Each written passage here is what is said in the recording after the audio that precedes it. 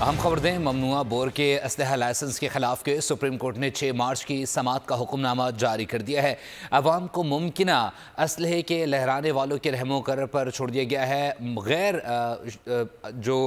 गैर ममनुआ बोर के असलहे के लाइसेंस का ये मामला है और बज़ाहिर वज़ारत दाखिला की भी ज़िंदगियाँ महफूज बनाने में दिलचस्पी नहीं लगती, अदालत का ऐसा कहना है। इसी पर मज़ीद बात कर लेते हैं तैयब से। तैयब, अपडेट कीजिएगा, सुप्रीम कोर्ट का जो हुक्मनामा जारी किया गया है ममनुआ बोर के असलहे के लाइसेंस से मुताल्लिक, क्या कहा गया है इसमें?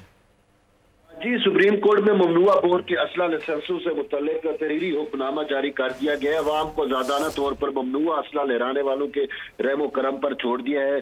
सुप्रीम कोर्ट के हुक्मनामे में कहा गया कि बगैर पुलिस, सूबाई होम डिपार्टमेंट और वजारत दाखिला के लोगों की जिंदगी को महफूज बनाने में दिलचस्पी नहीं रखते। शादी हाल, बाजारों, स्कूलों और अस्पतालों के बाहर भी SM जीज खुले आम नजर आती हैं। डालू में मुजरमाना मकासद के लिए असला उठाए लोग नजर आते हैं, मगर पुलिस उन्हें नजरअंदाज करती है। सुप्रीम कोर्ट का कहना है कि कानून की पासदारी करने वाले शहरी असले की नुमाइश से खुद को गैर महफूज समझते हैं। ऐसे माहौल में जिसकी लाठी उसकी भैंस की मिसाल वाली फिजा पैदा हो जाती है। हुक्मनामे में यह भी कहा गया कि हैरान कौन बात है कि पुलिस के पास किसी असले लाइसेंस की तस्दीक का कोई तरीकाकार भी मौजूद नहीं है। सुप्रीम कोर्ट ने वफाकी हुकूमत से बजरिया सेक्रेटरी दाखिला तहरीरी जवाब तलब कर लिया। बताया जाए कि क्या वफाकी हुकूमत की यह पॉलिसी है कि अच्छी असले की अवामी सतह पर नुमाइश करनी चाहिए? क्या अवामी मकामात पर असले की नुमाइश पर पाबंदी नहीं?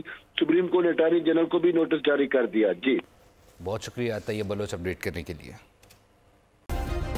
सब्सक्राइब करें और बेल दबाएं ताकि कोई खबर रह न जाए।